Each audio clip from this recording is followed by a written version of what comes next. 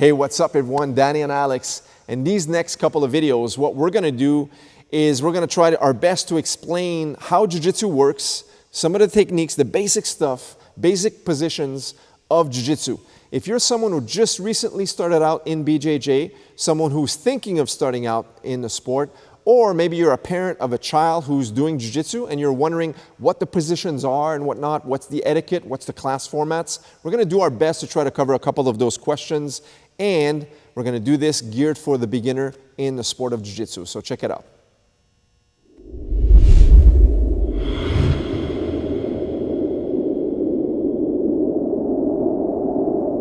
All right, guys, so in this first video, this first segment, what I want to do is cover a little bit of how it works in the classes.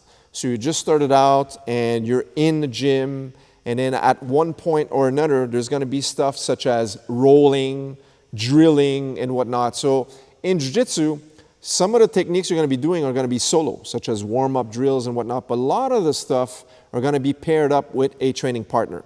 And there's going to come a point in time where your professor is going to be telling everyone into the class that there's some sparring, aka known as rolling. All right, so what is rolling? What is sparring? So basically in Jiu-Jitsu, that's basically you with your training partner trying to accomplish better techniques, better positioning, and also trying to attain that submission, the submission techniques you're going to be learning throughout the course of your Jiu-Jitsu journey, right? So it doesn't mean that's the worlds. That doesn't mean it's a world championship where you're going all out 150% trying to beat up your training partner.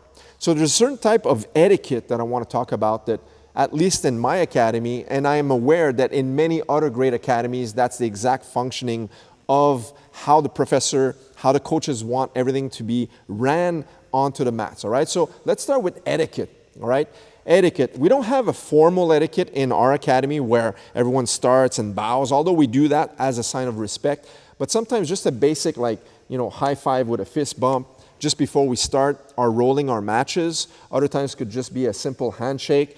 Basically, it's nothing like an empty tradition or whatnot. It's just basics of, I want my training partner when I'm about to do a sparring session or a rolling round with him to feel comfortable of rolling with me, especially if I am the more advanced student and this person's a white belt, for example, only a couple of classes. The moment we look at each other and I'm going to select him as a black belt going to a white belt who just started and say, hey, let's do a round together. Well, I know that there's a possibility this guy's nervous. This guy's not knowing what to expect. Maybe he's attended other academies where he's getting smashed every time they roll. I want this guy or this girl to understand that, this is going to be a respectful roll. And by giving a handshake before and at the end of the roll, I want my training partner to feel great about training with me, right? You guys need to understand one thing. In Jiu-Jitsu, whoever is watching this, that without my training partner, there's zero chances of me improving myself in the sport of BJJ. All right, this is a partner drill. This is a rolling 2x2.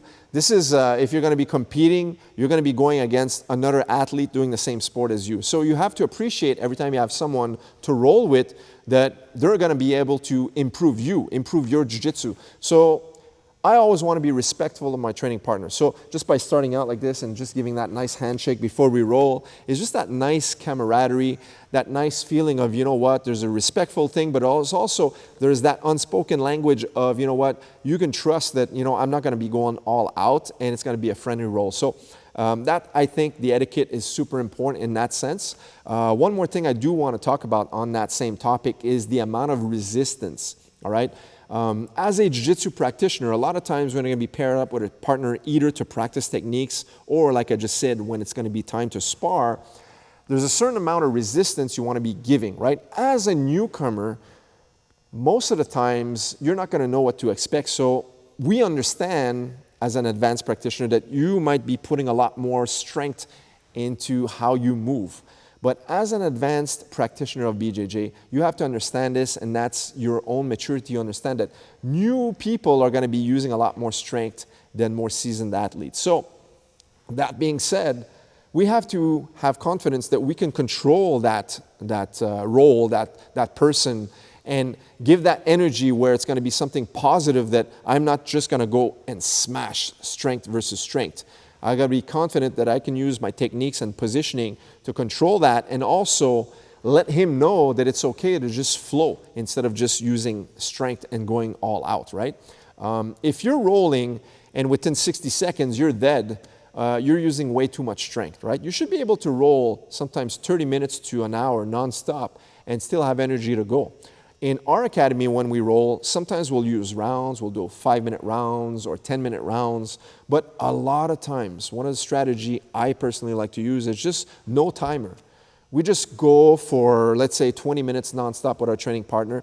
And this is great because this is the training partner I've been doing the class with, doing the techniques, the warm-ups as partner drills. And at the end of the class, when we roll, it's going to be a friendlier roll than if I'm paired up with different partners every time that just got smashed by someone else and then they're coming after me on the next round trying to make up for it, right? So that's one of the strategies we use. But going back to the resistance, it's also very important to understand that there's one thing I always tell my students is people don't learn by failures, right? Let me repeat that. People do not learn by failing, right? They don't learn by their own failures. They learn with success. So if I'm a black belt rolling with a newer student and I just impose my game on them, they're not going to learn anything, right? They're just learning that they're going to get smashed all day long. So I want to give just the right amount of resistance to let them succeed, not to go 0%, but let them succeed on some of the techniques they've been learning lately. That way there it builds their confidence, and that way there I can just float just equally or just slightly above their own skill level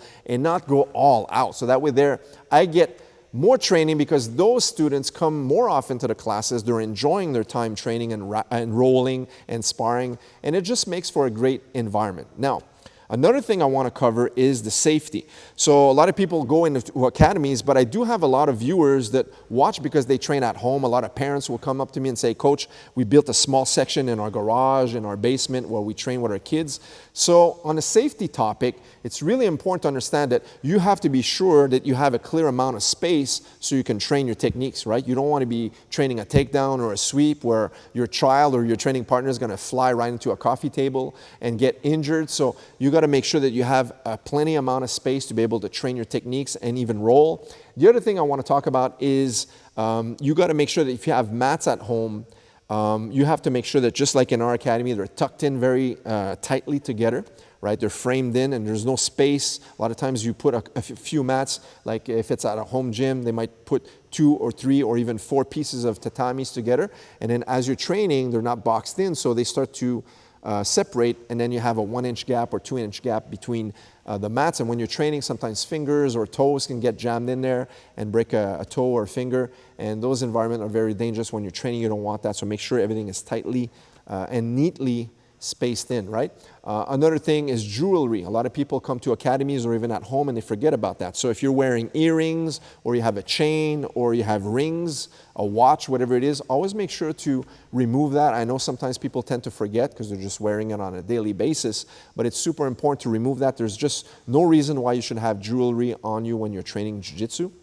And last but not least is how you're going to be holding, because when we're doing jiu-jitsu with the gi, a lot of times people will get injured simply because they don't know how to hold, right, when they grab sleeves. So it's not okay to go inside like this. Not only is it illegal in jiu-jitsu, but the reason why it is illegal, it's simply because to prevent injuries. So if I'm holding the gi inside like this and the person's fighting out, your fingers are going to get all tangled up inside the jacket, and then as you try to get your hand out of there, you might even sprain or even break a finger. So never hold inside the gi for safety. So you can hold on the outside as such.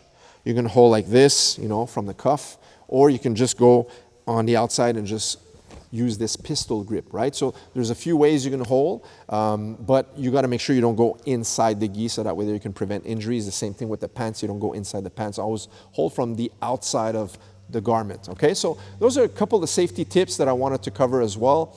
And then last but not least also is also the tapping, right? So on the topic of tapping, well, I want to cover 2 things. The first one is simply it's okay to tap. So if Alex catches me in an arm bar, I'm going to tap and let him know, good job. There's no pride and ego where I'm going to be resisting the arm lock and it's starting to hurt me, but I just don't want to tap, right?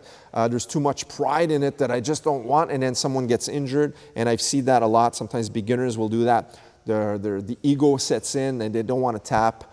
kids, adults. It works both ways. And then there's injuries that occur because the other person is trying to hold the arm bar, and then when they see they don't tap, the arm bar is locked in, but then they start to apply more pressure, and then an injury occurs. And all of that stuff can be prevented by simply tapping onto your partner, and they'll let go immediately. Don't think that tapping means losing. You win or you learn. That's what I say when you compete in jiu-jitsu, even when you roll. So every time you tap, it's okay. You're learning, you're growing. You know exactly why you tap, why you got caught. Everybody taps in jiu-jitsu. There's no ifs or buts about it. Everybody will tap when you're training. And think about it. This is not a competition. You're training. Some of the world champions in jiu-jitsu, they probably never tap in the last X amount of matches in competition, but when they're in the lab, which is their own mats in their academy, they're tapping a lot. I've seen it with my own eyes where people are training and then they'll go with someone else, and they might even put themselves in inferior positions just to try to work from that position, and then they get caught. So that's just training. I tap all the time. It doesn't matter.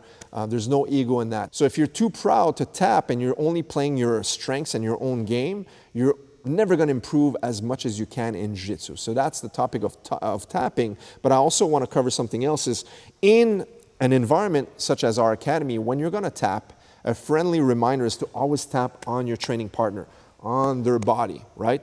Don't tap onto the mat, because sometimes when there's a lot of people, sometimes we put music. If you tap on the mat, your training partner doesn't know or doesn't hear that with the music and the crowd and everybody training around you. If you tap on your own self like this, he doesn't know, he doesn't feel that as well. So if you get caught from behind, whatever it is in the mouth, just tap on your training partner, tap on the shoulder. And if you can't because you're in a jammed up position where your arms are stuck, verbally tell them, tap, tap, right? Tap with your foot, tap, just verbally tap with your mouth, just say tap, and they'll let go, right? So there's no ego in tapping, and also make sure you tap correctly by not tapping on yourself or onto the ground. Tap onto your training partner. Now I want to cover also the aspect of learning. So if you're training at home, I understand that a lot of people, if you're training at home, you're probably watching our video, of course, right now, but you're also probably watching many other videos on YouTube and social media. I'm aware that there's plenty of people doing plenty of jiu-jitsu videos all over the place nowadays. When I first started out, there was no social media, there was no internet basically. We had to go to the source to learn a technique. So in other words, I had to fly down wherever I wanted to learn and learn from that person in itself. Nowadays, it's easy access. Everyone has access to on their phone, on their laptop, on their iPad and whatnot.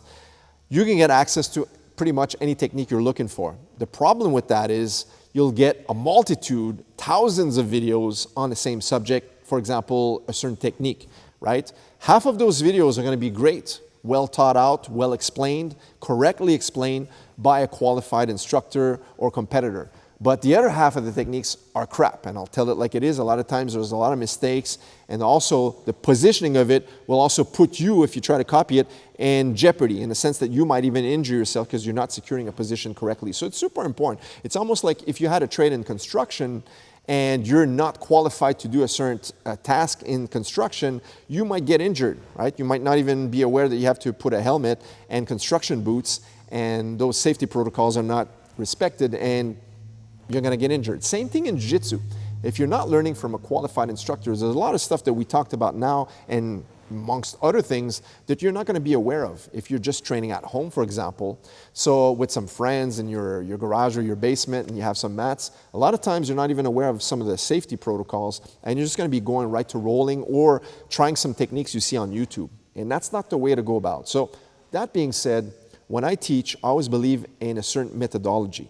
And by that, I mean simply there's a certain structure that everyone needs to respect. And you need to follow that process in order to become the best version of yourself on the mats, right? If you don't follow that and you just pick and choose techniques from all over the place, especially if you're just starting out, your jiu-jitsu is going to go nowhere, all right? Believe me, I've been training for a long time, and I've seen it not just from myself, but from a lot of people that I've coached over the years. People that really follow the structured process and the methodology of how I taught the techniques over and over, and eventually build up from there, became great jiu-jitsu practitioners. On the other hand, I've had students that kind of like came, quit, came back, quit again, came back, quit again, and so on and so forth, and also learn from YouTube all over the place or Instagram, whatnot. And you can tell their jiu-jitsu was crap, was from all over the place, trying moves that were not at their level yet, and they were not well planned out, well structured in the sense of a learning structure, right? That's super important. So if you're a parent watching this video, super important, guys, you got to respect the process. You got to respect the academy where you're training and the professor and the assistant coaches. At least in our academy, we have a structured curriculum. Just like when you go to school, you start in grade 1, then graduate, start in grade 2, graduate, go in grade 3, and so on and so forth. You don't jump from grade 1 going to high school for 1 year, going to college, straight to university. There's a certain steps, there's a certain process you need to respect, because there's a structure where you're going to be learning and slowly growing into the next curriculum, if you will. Same thing we do in Jiu-Jitsu. There's a certain standard we like to follow and have our students grow from one structure or one belt level to the next, all right? So that's super important, guys. Keep that in mind. Okay, guys, so to finalize this video, I just want to cover a little bit of the positioning that we have in Jiu-Jitsu if you're just starting out, for example. So it's important to understand the language of Jiu-Jitsu, a little bit of what's going on, especially on a spectator point of view. So right now, Alex, he's inside the closed guard position. So his goal, if you're a parent, is not to shout out, go for the arm bar, for example, all right? Alex's goal is to unlock the legs. Now, in this tutorial, I'm not gonna go over the techniques. I just wanna give a concept of what needs to be done, right? So his goal is going to be uncrossing my legs, right? Sometimes he can also be in the open guard position, meaning my feet are open and they're just in front of him. Now, there's many types of open guards. We're not going to cover them here, but every time Alex is in front or inside the legs, he's considered to be inside the guard, right? Now, I am playing guard. So his goal is going to be around the legs, to get around those legs and past the legs. Now, he's in the side control position. In this side control position, he scored the guard pass. And this is a huge objective in Jiu-Jitsu. This is a huge progress, all right? In and out of itself, just passing the legs is pretty complicated, right? So from here, there's more positions you're going to see. Sometimes he's going to have his shin across the stomach. This is referred to as the knee on belly position, all right? This is also a very great position. Now from here, if he passed his leg across, now you would see that Alex is now into the mount position. He's mounted on top. This is also a great position to attack some submission techniques, okay? If I were to turn to the side as such, now he can attack the back control position. Watch how he wraps the body in a seatbelt position, and this, as he rocks back and puts the other hook here, this is considered the back control, all right? So if we go in a seated position here, every time he is behind me, in any types of situations from here, this is considered he has the back control position from here, okay? I could be rolled onto my stomach and he's on top, and this is also the back position. This is referred to as the back mount, all right? So all of these positions, guys, are super important to understand that if you are a parent or someone who's just brand new in Jiu-Jitsu, you have to understand what are the better positions we have in Jiu-Jitsu and what are the inferior. So all of these positions, I was in the inferior position with the exception of the guard. If I was on my back and my legs are in front or around my opponent, I have a better position. That's the guard position. But the moment Alex passed my legs, he has all of the advantageous positions such as side control, knee on belly, mount, technical mount to the back mount, as well as the back control with 2 hooks on the laps, all right? So these positions, we're going to be covering more in detail in the next video. But for now, just a basic understanding of how it works in BJJ. All right, guys, hope you enjoyed this tutorial. There's so much more we could have covered, but I tried to keep things basic for the people who are just watching our channel who've just brand new in the sport. Or like I said, super important, if you are a parent of a child who just joined Jiu-Jitsu, whether you're training with us or anywhere on this planet, guys, being a great parent or being a great Jiu-Jitsu practitioner if you're starting out is super important, guys. You're going to have the best training partners because if you're good on the mats, everyone wants to join and partner up with you. Guys, hope you enjoyed. Leave us a thumbs up. If you want to see more, comment below. And make sure to subscribe if you're new to this channel. We will see you in the next video. Take care.